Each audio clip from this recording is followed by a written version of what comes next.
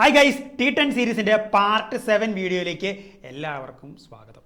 ഈ T10 series എന്താണെന്നും എന്തിനാണെന്നും എന്താ അതിൻ്റെ ഉദ്ദേശം എന്നൊക്കെ സംബന്ധിച്ചുള്ള കാര്യങ്ങളൊക്കെ ഞാൻ പാർട്ട് 6 വീഡിയോയിൽ ഞാൻ പറഞ്ഞിട്ടുണ്ട്. അപ്പോൾ പാർട്ട് 6 T10 സീരീസിൻ്റെ പാർട്ട് 6 വീഡിയോ കാണാത്തവരുണ്ടെങ്കിൽ അത് പോയി കാണുക. എന്നിട്ട് അതിന് ശേഷം എന്ത് ചെയ്യുക, നിങ്ങൾ ഇങ്ങോട്ട് വരിക. അപ്പോൾ T10 സീരീസിൻ്റെ പാർട്ട് 7 വീഡിയോയുടെ ഫസ്റ്റ് ക്വസ്റ്റ്യനിലേക്ക് നമുക്ക് പോകാം.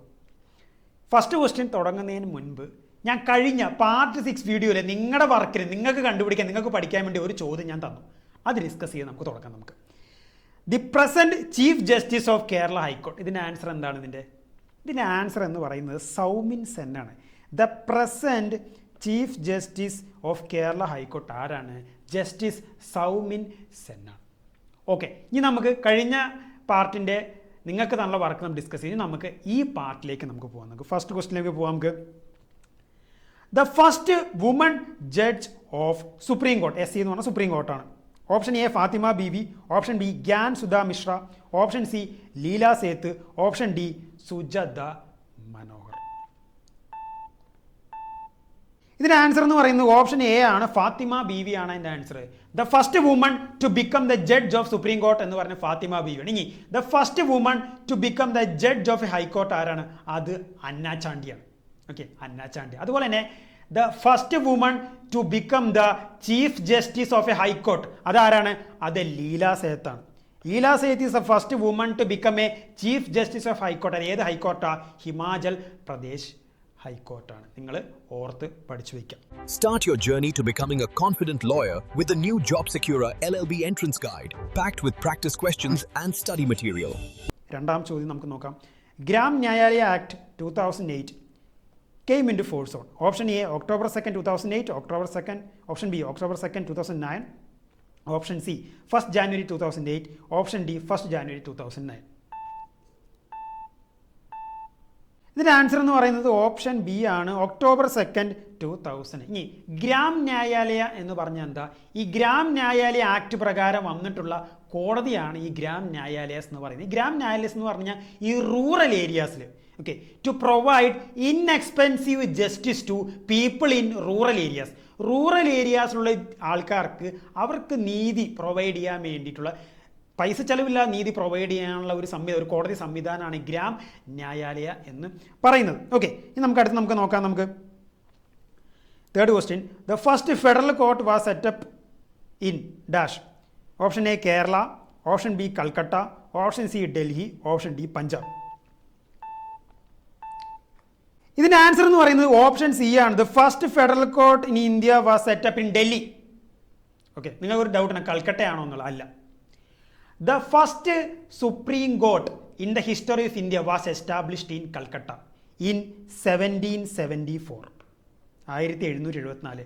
As per regulating act 1773 provisions പ്രകാരം 1774 first supreme court was established in Calcutta by Warren Hastings. Warren Hastings പ്രഭുവാണ് എന്ത് ചെയ്യുന്നത്? ഫസ്റ്റ് സുപ്രീം കോർട്ട് ഇന്ത്യയിൽ എസ്റ്റാബ്ലിഷ് ചെയ്യുന്നത്. ഇന്ന് നമുക്ക് അടുത്ത ചോദ്യം നമുക്ക് നോക്കാം. Who is the incumbent chairman of national green tribunal? Option A Sunil Arora, option D Arvind Saxena, option C Sudhir Bhargava, option D Prakash Srivastava.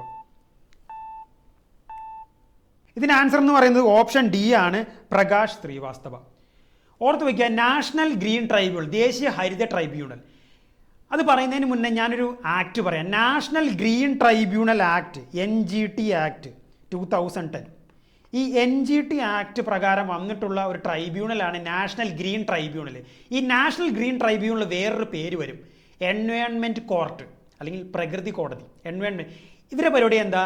To resolve issues related to environment. പരിസ്ഥിതിയായി ബന്ധപ്പെട്ട തർക്കങ്ങൾ, ഇഷ്യൂകൾ വരുമ്പോൾ അത് പരിഗണിക്കുന്ന ആരാണ്? അത് നാഷണൽ ഗ്രീൻ ട്രൈബ്യൂണൽ. അവർ പരിഗണിച്ച് അതിനുള്ള എന്ത് ചെയ്യും? തർക്ക പരിഹാരം കണ്ടെത്തി കൊടുക്കുക എന്നുള്ളതാണ് ഈ നാഷണൽ ഗ്രീൻ ട്രൈബ്യൂണൽ. അതിന് to provide solution to issues relating to environment. Okay, ഓർത്ത് വയ്ക്കുക. ഇനി അടുത്തത് നമുക്ക് നോക്കാം. അഞ്ചാം ചോദ്യം.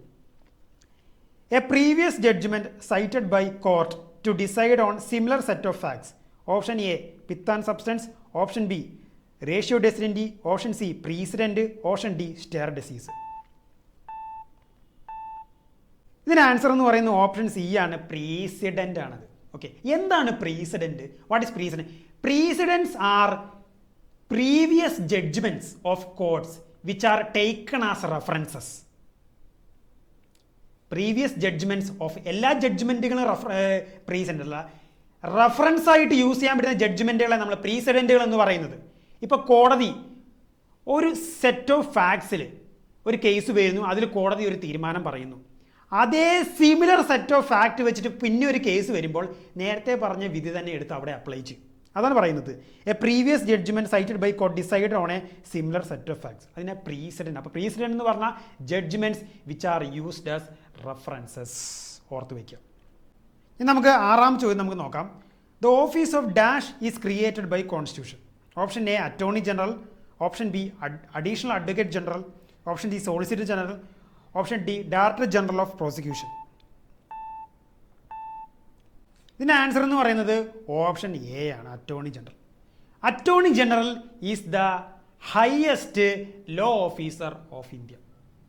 ഇന്ത്യയിലെ ഏറ്റവും ഹയസ്റ്റ് ലോ ഓഫീസർ എന്ന് പറയുന്ന ആരാണ്? അത് അറ്റോർണി ജനറലാണ്. Attorney general is the chief legal advisor of central government. Central government legal advice കൊടുക്കുന്ന ആരാണ്? അത് അറ്റോർണി ജനറൽ. ഈ അറ്റോർണി ജനറലെ പറ്റി ഡീൽ ചെയ്യുന്ന ആർട്ടിക്കിൾ ഏത്? ആർട്ടിക്കിൾ 76. ആർട്ടിക്കിൾ 76 ആണ് ഡീൽസ് വിത്ത് അറ്റോർണി ജനറൽ. ഇനി അടുത്ത ചോദ്യം നമുക്ക് നോക്കാം. ഏഴാം ചോദ്യം നോക്കാം. ഇത് കഴിഞ്ഞ 2019 3 ഇയറിൽ ചോദിച്ചൊരു ചോദ്യമാണ്. In which district is the Malayalam university located? Option A Thrissur, option B Malappuram, option C Kottayam, option D Kozhikode. ഇതിൻ്റെ ആൻസർ എന്ന് പറയുന്നത് ഓപ്ഷൻ ബി മലപ്പുറമാണ്. തുഞ്ചത്തെഴുത്തച്ഛൻ മലയാളം യൂണിവേഴ്സിറ്റി എവിടെയാണ്? തിരൂരാണ്. തിരൂർ എവിടെയാണ്? മലപ്പുറത്താണ്. ഓക്കെ, എട്ടാം ചോദ്യം നോക്കാം. Which is the blood group that is considered a universal donor? 2019 3 ഇയറിൽ ചോദിച്ചൊരു ചോദ്യമാണ്. Option A B group, option B O group, option C A B group, option D A group. ഇതിന് ആൻസർ എന്ന് പറയുന്നത് ഓപ്ഷൻ ബി ആണ്, O ഗ്രൂപ്പാണ്. O group is the universal donor group. ഇനി universal acceptor ഏത് ബ്ലഡ് ഗ്രൂപ്പ്? അത് A B ഗ്രൂപ്പാണ്. ഓർത്ത് വയ്ക്കുക. അപ്പോൾ ഒ യൂണിവേഴ്സൽ ഡോണറും എ ബി യൂണിവേഴ്സൽ അക്സെപ്റ്റർ. ഇനി അടുത്ത നമുക്ക് 3 ഇയർ 2019 ചോദിച്ചൊരു ചോദ്യം നോക്കാം നമുക്ക്. The founder of Mughal empire in India was? Option A Jahangir, option B Humayun, option C Akbar, option D Babur. ഇതിന് ആൻസർ എന്ന് പറയുന്നത് ഓപ്ഷൻ ഡി ആണ്, ബാബർ ആണ് അതിൻ്റെ ആൻസർ. ഓർത്ത് വയ്ക്കുക. First battle of Panipat. First battle of Panipat. ഈ ബാറ്റിൽസിനെ പറ്റിയൊക്കെ നമ്മുടെ GK ചോദ്യങ്ങൾ വരാറുണ്ട്. ഫസ്റ്റ് ബാറ്റിൽ ഓഫ് പാനിപ്പത്ത് 1526 ആരൊക്കെ തമ്മിലായിരുന്നു യുദ്ധം? ബാബറും ലോധി എംപയറും തമ്മിലായിരുന്നു യുദ്ധം. എന്നിട്ട് അതിൽ ബാബർ ജയിക്കുകയും it led to the foundation of Mughal empire in India. First battle of Panipat Babur and Lodi empire. Babur ജയിച്ചു, led to the foundation of Mughal empire in India. 10th question. The governor general known as the liberator of press. 2019 3 ഇയറിൽ ചോദിച്ചൊരു ചോദ്യമാണ്. Option A Dalhousie, option B Charles Metcalfe, option C William Bentinck, option D Lord Hastings. ഇതിന് answer എന്ന് പറയുന്നത് option B ആണ്. Charles Metcalfe is known as the Charles Metcalfe എന്ന് പറഞ്ഞാൽ is a governor general known as the liberator of press. പ്രസിൻ്റെ liberator എന്ന് പറയുന്ന ആരാ? ചാൾസ് മെറ്റ്കാഫ് ആണ്. ഓർത്ത് വയ്ക്കുക. അപ്പോൾ 10 ക്വസ്റ്റ്യൻസ് നമ്മൾ എന്ത് ചെയ്യുന്നു? കംപ്ലീറ്റ് ചെയ്തു. അപ്പോൾ നിങ്ങളെല്ലാവരും ഞാൻ കഴിഞ്ഞ വീഡിയോയിൽ പറഞ്ഞ പോലെ ഒരു ബുക്കൊക്കെ എടുത്ത് സീരിയസ് ആയിട്ട് അറ്റൻറ്റീവായിട്ട് ചെയ്തു എന്ന് വിചാരിക്കുന്നു. കിട്ടാത്ത ആൻസേഴ്സ് ഉണ്ടാവും, ഡോണ്ട് വെറി, അതൊക്കെ പഠിച്ചെടുക്കാവുന്നതിനെ ഉള്ളൂന്നേ. ഇതൊക്കെ നമുക്ക് ഇങ്ങനെ തന്നെയാണ് പഠിച്ചെടുക്കുന്നത് ഇല്ലേ. എല്ലാ കാര്യങ്ങളും A to Z കാര്യങ്ങൾ അറിയോ? എനിക്കറിയില്ല. എനിക്കറിയാത്ത ഒരുപാട് കാര്യങ്ങൾ. അതുപോലെ നമുക്ക് എല്ലാം അറിയില്ല. അറിയാത്ത കാര്യങ്ങൾ കണ്ടെത്തി പഠിച്ചു വയ്ക്കാം. ഈ പ്രൊഫഷൻ എന്ന് പറയുന്നത് അങ്ങനെയാണ്. ഓക്കെ, അപ്പോൾ നിങ്ങൾ ചെയ്തു എന്ന് വിചാരിക്കുന്നു. നിങ്ങൾക്ക് 3 സെക്കൻഡ് ആൻസർ ചെയ്യാൻ തന്നിട്ടുണ്ട്. Time management is a key. എത്ര സ്കോർ കിട്ടി? ആ സ്കോർ നിങ്ങൾ വീഡിയോയുടെ കയ്യിൽ കമൻറ്റ് ചെയ്യാം. അപ്പോൾ ഞാൻ പറഞ്ഞു, ഓരോ ക്വസ്റ്റിനും ഓരോ ശരിയുത്തരത്തിന് 1 മാർക്കും നെഗറ്റീവിന് -1. അപ്പോൾ out of 10 total out of 10ൽ എത്ര സ്കോർ കിട്ടിയെന്ന് നിങ്ങൾ എന്ത് ചെയ്യുക? നിങ്ങൾ കമൻറ്റ് ചെയ്യുക. ഇനി കഴിഞ്ഞിട്ടില്ല, അടുത്ത് നിങ്ങൾക്കൊരു ക്വസ്റ്റ്യൻ ഞാൻ വർക്കായിട്ട് ഞാൻ തരികയാണ്. ഓക്കെ, നിങ്ങൾ കണ്ടെത്തി വയ്ക്കുക. എന്നിട്ട് അടുത്ത വീഡിയോയിൽ പാർട്ട് 8 T10 സീരീസിൻ്റെ പാർട്ട് 8 വീഡിയോയിൽ ആ വീഡിയോ തുടങ്ങുന്നതിന് മുൻപ് ഞാൻ ഈ ക്വസ്റ്റ്യൻ ഞാൻ അതിൽ ഡിസ്കസ് ചെയ്യാം. So wait for next part video. അപ്പോൾ ക്വസ്റ്റ്യൻ ഇതാണ്, നിങ്ങൾക്കുള്ള വർക്കാണ്. Dash is entrusted with a statutory duty of laying down standards of professional conduct and etiquette for advocates in India. Option A bar council of India, option B central government, option C supreme court, option D high courts. ഈ question എന്താ ഉദ്ദേശിക്കുന്നത് വെച്ച് കഴിഞ്ഞാൽ, ആരാണ് ഇന്ത്യയിൽ അഡ്വക്കേറ്റ്സിന് വേണ്ടിയുള്ള professional മിസ്കണ്ടക്റ്റും അവരുടെ കാര്യങ്ങൾ, അവരുടെ റൂൾസും റെഗുലേഷൻസ് കാര്യങ്ങളൊക്കെ ആരാണ് മുന്നോട്ട് വെക്കുന്നത്, അല്ല ആരാണ് അത് റെഡിയാക്കി എടുക്കുന്നതാണ് ചോദിക്കുന്നത്. ആ സ്റ്റാറ്റ്യൂട്ടറി ഡ്യൂട്ടി ഏത് ബോഡിക്കാണെന്നാണ് ചോദിക്കുന്നത്. ഓക്കെ, അപ്പോൾ 4 ഓപ്ഷൻസ് ഉണ്ട്. ബാർ കൗൺസിൽ ഓഫ് ഇന്ത്യ ഉണ്ട്, സെൻട്രൽ ഗവൺമെൻറ്, സുപ്രീം കോർട്ട് ഉണ്ട്, ഹൈക്കോർട്ട്സ് ഉണ്ട്. അപ്പോൾ ആൻസർ അറിയുന്നവർ വീഡിയോയുടെ താഴെ കമൻറ്റ് ചെയ്യുക.